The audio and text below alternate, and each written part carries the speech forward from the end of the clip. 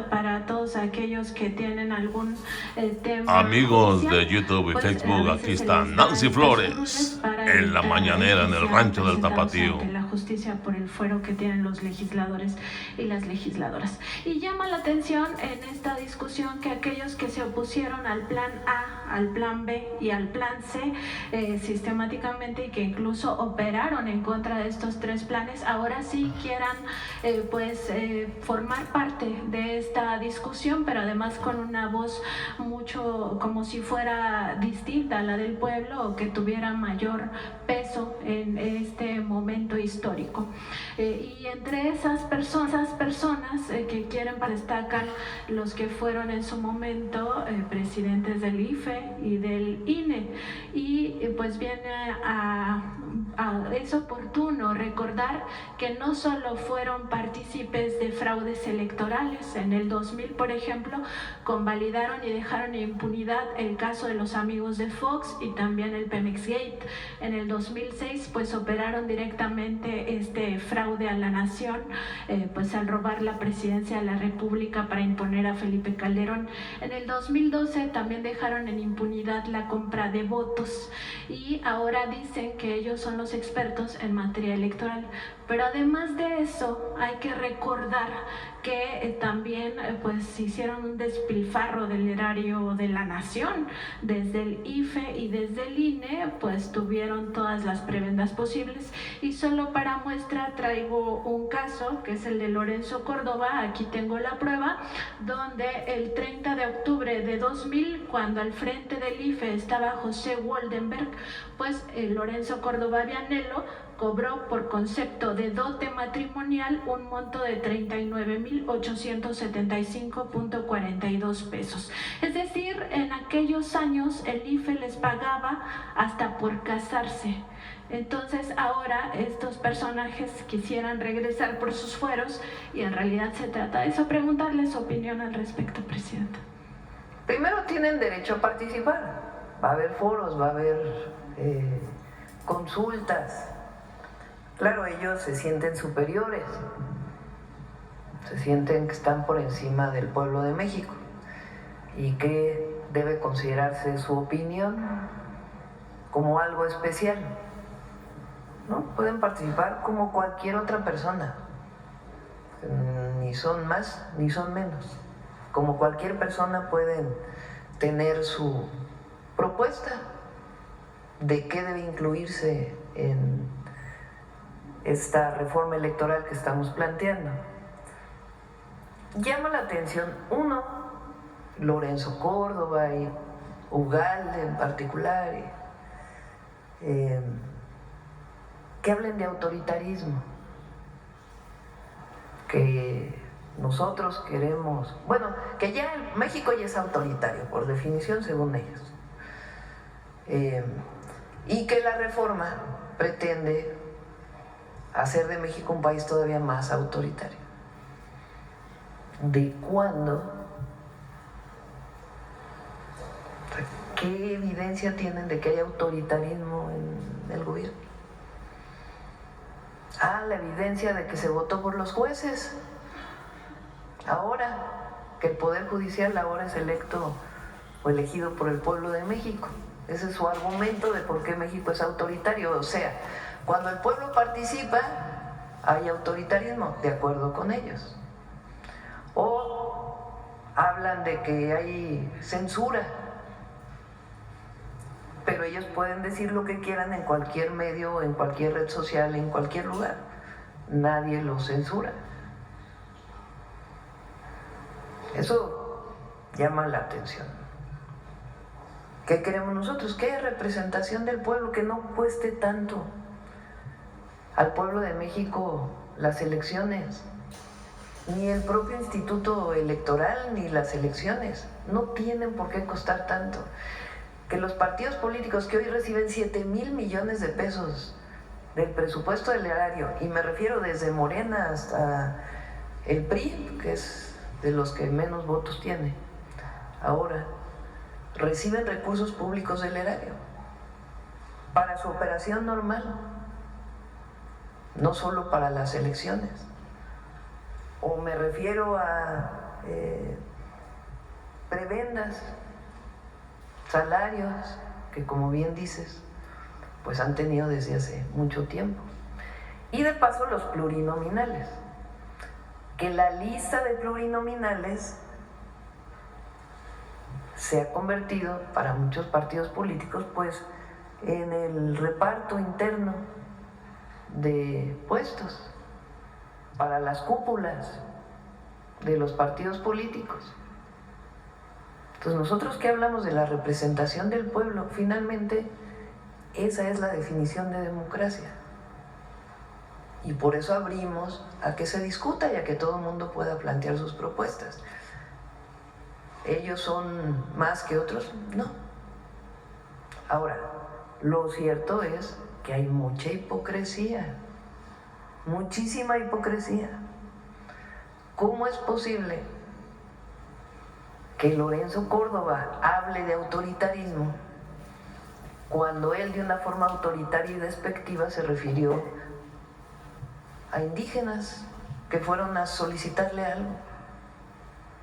¿O cómo es posible que durante todos los años que estuvo en el Instituto Electoral, desde trabajador hasta presidente, pues haya vivido de esta manera del erario? ¿O cómo es posible que nunca se dieron cuenta, en efecto, de los casos que tú planteas, de la compra de votos del 2012? ¿O cómo es posible que todos ellos no se hubieran dado cuenta de, en efecto, el caso de amigos de Fox, del Pemex Gate, etcétera, etcétera, etcétera?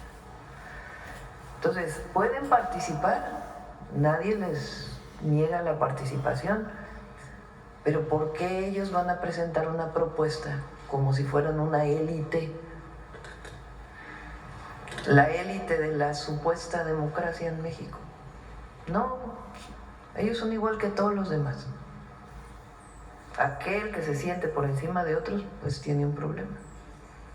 Todos somos iguales, cada uno con una responsabilidad distinta. Entonces, que participen en el proceso. Y qué bueno que pues presentas esta prueba del uso de gastos del erario público para gastos que no tendrían por qué haber sido pagados por el pueblo de México.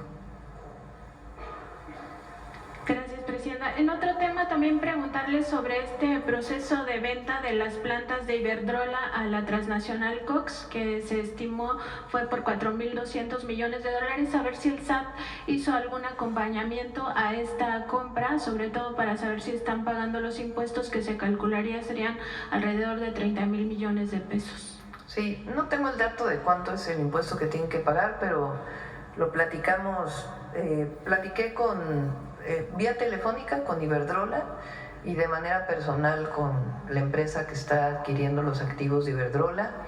Iberdrola es quien debe de pagar los impuestos y están conscientes de ello, y el SAT pues calcula el monto de lo que esto significa. Y por otro lado, que es algo que nos dio gusto, es que esta empresa está dispuesta a dejar ya todas las sociedades de autoabasto y ceñirse pues a la nueva norma y la regulación del sector eléctrico que se definió a partir del cambio constitucional. Presidenta, también aprovechando que está aquí el Gabinete de Seguridad, preguntarle al fiscal general, el doctor Hertz Manero, si la Fiscalía General de la República apelará esta sentencia de primera instancia en el caso de Israel Vallarta, y también preguntarle qué va a pasar con los otros casos que sabemos hay víctimas que no tuvieron relación con el montaje de Televisa y de Carlos Loret de Mola.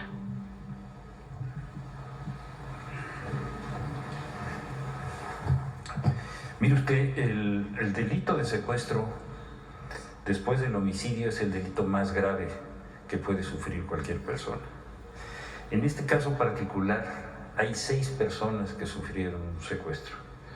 Ese secuestro se llevó a cabo antes de que hubiera una diligencia evidentemente ilegal y abusiva, y esas personas no pueden quedar en estado de indefensión.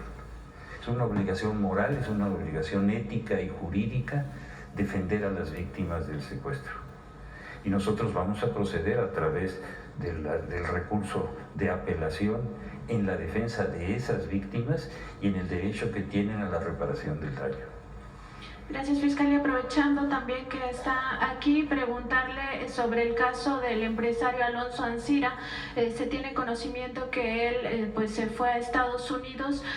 Saber si por este caso, que tiene que ver con un fraude a Petróleos Mexicanos por la venta de la planta chatarra de agronitrogenados, saber si ustedes ya solicitaron al gobierno de Estados Unidos la extradición o la ficha roja a Interpol para su localización, porque aquí lo presumible es que no ha pagado lo que le debe al erario de la nación. En ese caso, hace ya un tiempo, que más de un año, este individuo pidió una consideración para suspender, no para liquidar ni para desechar el proceso, para suspender el proceso en razón de que iba a hacer el pago de la reparación del daño, que estaba dividida en varios pagos. Los primeros los hizo y después ya no los hizo. Él tiene la nacionalidad americana y está viviendo en los Estados Unidos. Ese acuerdo que fue suscrito por las autoridades de Pemex frente al juez, nosotros consideramos que ya no es válido y por lo tanto reiniciamos el procedimiento. Vamos a hacer primero todas las gestiones para que esta persona asuma la responsabilidad y vamos a través de la asistencia jurídica internacional en contra de esa persona donde quiera que esté y vamos a buscar las garantías suficientes. Ya nos comunicamos con Pemex y vamos a dar la respuesta. Eso no se puede quedar así. ¿Y estarían entonces en breve pidiendo la extradición o se tendría que pedir una nueva orden de aprehensión aquí en México primero? No, lo primero que tenemos que hacer es reiniciar el procedimiento en razón de que no cumplió con las obligaciones de reparación del daño que había ofrecido. A partir de ese momento se lo damos a conocer a las partes y si no hay una oposición, nosotros reiniciamos el procedimiento con todos los actos procesales que tengamos para hacer cumplir esa ley.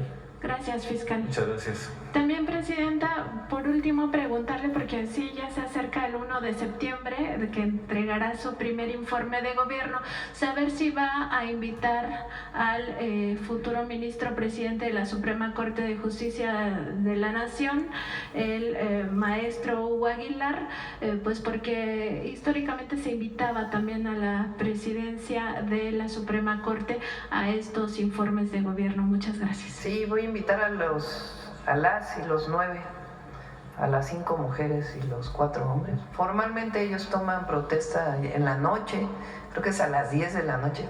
Por cierto, el otro día dije que no me habían invitado todavía y sí había llegado la carta de invitación por parte del próximo presidente de la Corte y vamos a asistir también en la noche a esta histórica toma de protesta. Gracias, presidente. Sí, a ver.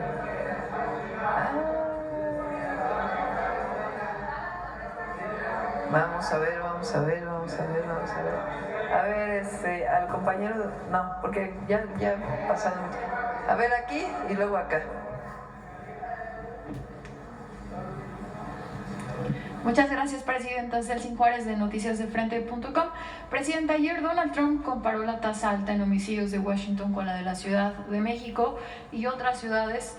¿Qué opina de esta declaración? Usted que fue jefa de gobierno de la ciudad, y bueno, aquí también está el secretario de Seguridad, que fue secretario de Seguridad de la Ciudad de México. Ya ayer respondió la jefa de gobierno, Clara Brugada, pero me gustaría conocer su opinión. Bueno, él dijo algo así como que primero que Washington era más insegura que la Ciudad de México, cosa que es cierta. La tasa de homicidios se mide en número de homicidios entre 100,000 habitantes, porque pues no es lo mismo una ciudad que tiene más de 9 millones de habitantes como la Ciudad de México a Washington que tiene 700,000 habitantes. Entonces, el dato es por 100,000 habitantes, ¿por ahí lo tienes?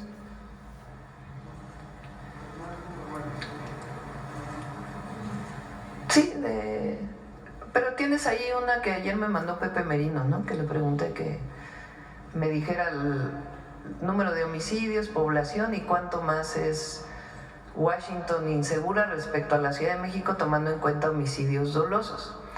Ahora, lo que no estamos de acuerdo es cuando dijo es la ciudad más insegura de América Latina, porque ahí sí, la Ciudad de México no es la ciudad más insegura de América Latina. Hay otras ciudades que tienen mayores índices delictivos por 100,000 habitantes. Lo relevante en la Ciudad de México, Washington tuvo 187 homicidios, la Ciudad de México en 2024, 978. Uno dirá, bueno, pues la Ciudad de México tuvo más que Washington. Sí, nada más que la Ciudad de México tiene más de 9 millones de habitantes y Washington, como decía, tiene 700,000 habitantes. Entonces la tasa es 27 homicidios por cada 100,000 habitantes, en el caso de Washington. Y en el caso de la Ciudad de México es 10 homicidios por cada 100,000 habitantes. Ahora, algo muy relevante en el caso de la Ciudad de México, a ver si les pueden mandar la gráfica de la Ciudad de México, si la tienen por ahí de la plataforma. Lo relevante de la Ciudad de México es que cuando nosotros llegamos a la Ciudad de México, en el periodo de Mancera, los homicidios se elevaron de manera desproporcionada. Cuando llegamos, recuerdo que el segundo o tercer día, todavía Omar no era secretario, llegamos a tener 14 homicidios en un día en la Ciudad de México. Y el promedio de los primeros meses era como 5 homicidios diarios, lo más alto que hubiera habido en la historia de la Ciudad de México, en la historia reciente. Y nosotros lo dejamos en 2 homicidios diarios, 2.1. El año más bajo fue el 2022 con 1.8. Yo salí 1.9 homicidios diarios promedio. Yo salí de la ciudad en junio creo, del 2023, para irme a ganar la encuesta primero y luego a la campaña. Martí se quedó haciendo un buen trabajo y ahora Clara todavía, porque subió un poco, 2.3, algo así, y ahora Clara pues está haciendo un muy buen trabajo, apoyado por todo el equipo de seguridad, porque nos coordinamos, y está sobre 2 homicidios diarios en este momento el promedio en la ciudad. Muchas gracias, Presidenta. Y bueno, no se diga la disminución de delitos de alto impacto, que de 2018 a la fecha es casi el 65% en la Ciudad de México. Gracias, Presidenta. También preguntarle al Gabinete de Seguridad si tiene información sobre la remoción de la abogada de la mamá de Fernandito, este niño de 5 años al que le quitaron la vida a unos prestamistas. La abogada dice que fue por presiones políticas y, bueno, dice que para evitar que salgan más irregularidades del caso. Esas fueron las declaraciones de la abogada, y saber qué información tienen sobre otra niña de 12 años que falleció luego de que sujetos armados atacaran su casa, presuntamente también por una deuda económica. Sí, del lamentable homicidio de la menor de 12 años, la información que se tiene al momento es que la pareja de la mamá de la menor está relacionado con narcomenudeo. Cuando llegan los agresores buscando a la pareja de la mamá de la menor es cuando este sujeto se logra escapar por el que iban, y los agresores matan a la niña. Están relacionadas esa casa y la pareja de la mamá de la menor con narcomenudeo, más que por una deuda. En el caso del menor de 5 años, que ya todos conocemos que sí fue por una deuda, ayer la Fiscalía General de Justicia del Estado de México anunció la creación de una nueva unidad de atención especializada, donde va a haber 300 elementos destinados a un mejor servicio para evitar que vuelva a ocurrir una situación así. Muchas gracias. También, Presidenta, hoy se nos informa que en sus primeros 10 meses de administración pues se han reducido 25.3 los homicidios dolosos. ¿A qué se debe esta disminución? ¿Qué significa para su administración también? Sí, esta es la gráfica por año, miren, de la Ciudad de México. 2018, promedio 4.5 más o menos homicidios diarios. Nosotros entramos en diciembre del 2018, dejamos en 22, creo que fue menos. Es que esta es víctima, ¿no? Sí, 2.2.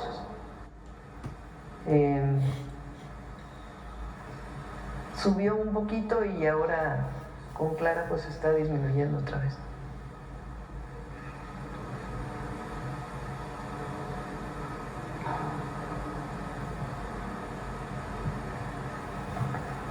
Se mira distinto homicidio doloso de víctimas por una razón.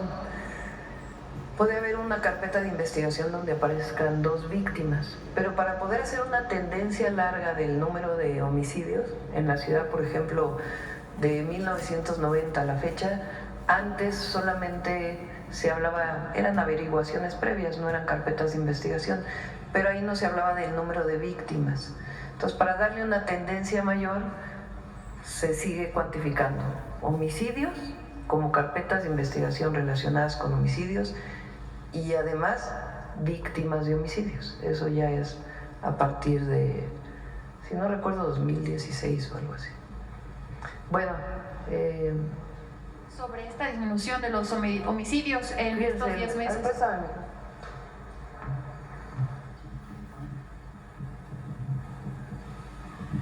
¿Cuál es nuestra... No, la de homicidios que presentó Marcela? ¿Cuál es la estrategia de seguridad que estamos siguiendo? Porque hay estrategia, hay seguimiento de la estrategia y hay seguimiento puntual, municipio por municipio en algunos casos y en otros casos estado por estado si los índices delictivos son menores. Nosotros tenemos, por ejemplo, 20 municipios prioritarios, donde la Guardia Nacional tiene mayor presencia, se trabaja coordinadamente con la o el presidente municipal, con la o el gobernador del estado, y hay una investigación particular para cada uno de estos municipios y en general el trabajo que se. La estrategia, lo hemos dicho, consta de 4 ejes. El primero es atención a las causas. No puede haber estrategia de seguridad si no atendemos a los jóvenes, a las familias mexicanas, pero en particular a las y a los jóvenes. Queremos que ningún joven se acerque a una banda delictiva y para ello tienen que tener acceso a todos los derechos, tienen que tener acceso a educación, tienen que tener acceso al trabajo, y tienen que tener la posibilidad de una identidad que suponen que le da una banda delictiva cuando en realidad es una identidad falsa, que tengan otra identidad relacionada con su escuela, con las actividades deportivas, culturales. Y en eso trabajamos permanentemente. Ayer, por ejemplo, ahorita después de esto ponemos el video de la redada, el Instituto de la Juventud el fin de semana hizo una redada que se hace en todo el país. Rodada, dije redada, por Dios. Perdonen ustedes, rodada. Gracias, Belmont, por corregirme. Una rodada ciclista,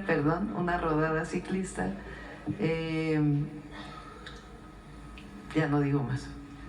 Ya cuando uno la riega, la riega. Una rodada ciclista el fin de semana. Y hacen actividades permanentemente. Cuando los jóvenes están en clase en las universidades, nuestra estrategia por la paz y contra las adicciones, se hacen tequios, se hacen trabajo comunitario, es decir, hay un trabajo muy intenso para apoyar a las y a los jóvenes, además de Jóvenes Construyendo el Futuro y las escuelas que estamos construyendo. Entonces, atención a las causas. Lo segundo, el fortalecimiento de la Guardia. Lo tercero, inteligencia e investigación, que para eso se creó el Sistema Nacional de Inteligencia e Investigación. Y el cuarto es coordinación.